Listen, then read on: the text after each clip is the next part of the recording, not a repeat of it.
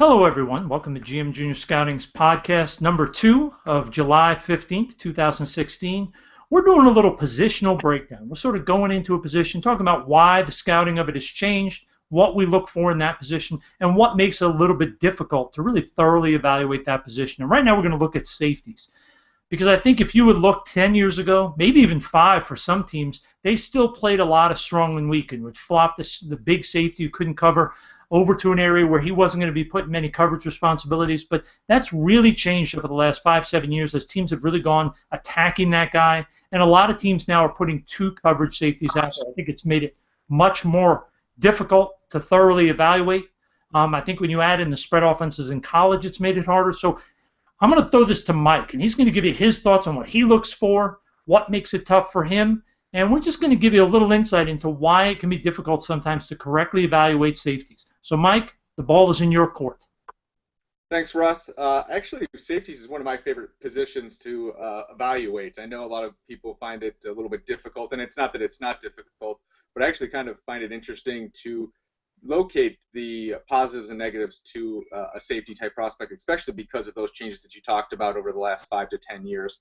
And then it's become very scheme specific also, depending on whether it's 34, 43, but then also you get those tweener linebackers now, like a Deion Buchanan, who he doesn't naturally fit what the position would have been 5 years ago, but now he does work for a specific team.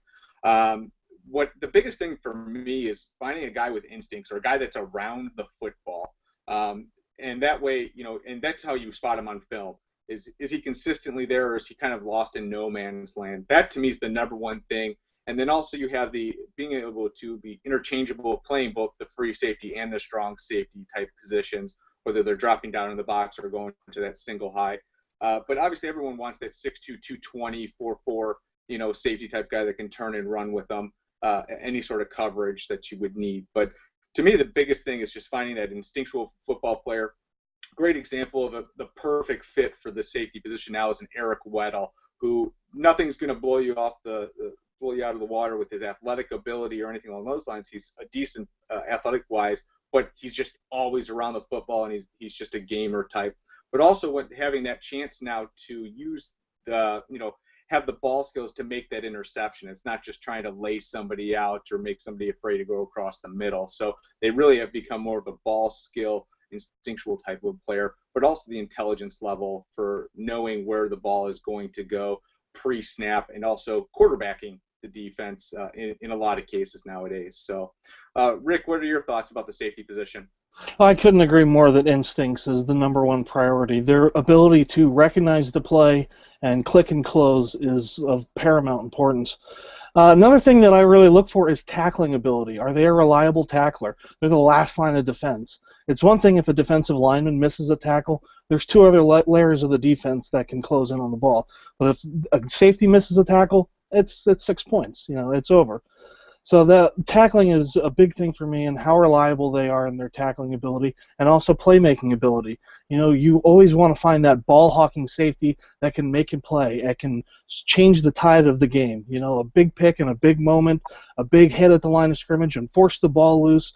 Those are the kind of plays that can change the tide of a game. One thing that's hard for me, at least that I've always found, is finding good film on college safeties, because they're never in the picture or in the screen, so you can't really see their instincts, what they're doing, until the ball comes in the picture for them. It's different when you're watching NFL game and you can see coach's tape, then you can see the full picture. But when you're trying to watch a game on TV or a recording, it's just so hard to see them in the picture. Russ, what do you think, buddy? I think you make a great point. When you see them on TV, and often it's hard to get film from some of the colleges, especially the non-Power 5 conferences, it really becomes difficult to evaluate these guys properly, because you fall into, I think, sometimes the mistake of, hey, a guy's always around the ball making tackles within 5 yards of the line of scrimmage, and you think he's a great player, but when he's in coverage, you never see him make the play. Mike mentioned you want to see him always around the ball, but you want to see him always around the ball in both coverage and against the run. And I think one of the issues, like you mentioned, that film, it can be really difficult. You get a guy who's great against the run, and you never once see him make a play in coverage. That to me is a red flag. I mean, to me, I also get very nervous when I see a safety when the offense changes and you can see that the safety is supposed to go over and cover the slot, and all of a sudden they flip things up and run the other safety across the field, or they actually spike a linebacker out and have him go down and fill in the linebacker spot. That to me is a big red flag that even the coaches don't want to put this kid up against the college receiver out in space because he's going to get abused. So that's a big thing to me, because if you don't have two safeties in the NFL who are at least solid, you don't have to be great in coverage, but be solid, you can be taken advantage of by a smart offensive coordinator who's going to pinpoint, move guys around on the offense to identify him and sort of get him stuck in man coverage. That's a big issue. I think you guys mentioned the instincts. The smarts and instincts of today's safeties is so important, because it's not the old days where you have a traditional offense, the tight end, the two backs, and the two receivers, and everything's sort of predictable. Now it's so much more difficult. Teams in the first half will run plays out of a certain set 2 or 3 times just so in the fourth quarter they can line up in that same set and run a different play for a big play over the top. And that's where the safety's instincts and awareness and smarts is so vital, is he has to understand and be able to feel what's going on around him. I think safeties that don't have instincts and aren't intelligent are virtually impossible to win with in today's NFL.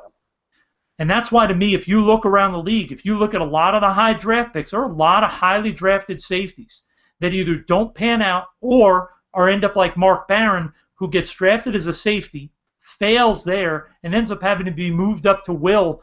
And he really is an adequate will, but he's not a special guy. He's not even as good as Deion Buchanan, who was brought in specifically to play a hybrid will safety position, has really excelled at it, and Barron is nowhere near that player. It's a very difficult thing to take a guy who is strictly a run safety in college and turn him into an all-around safety. That's why I want to see, how does Landon Collins do this year? Is he going to develop into an all-around safety, or is he always going to be limited when he's playing deep in coverage and having to cover guys man-to-man?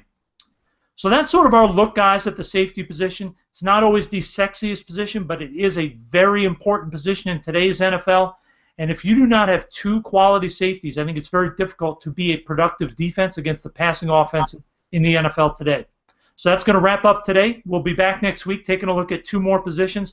Thank you all for watching, and have a great weekend.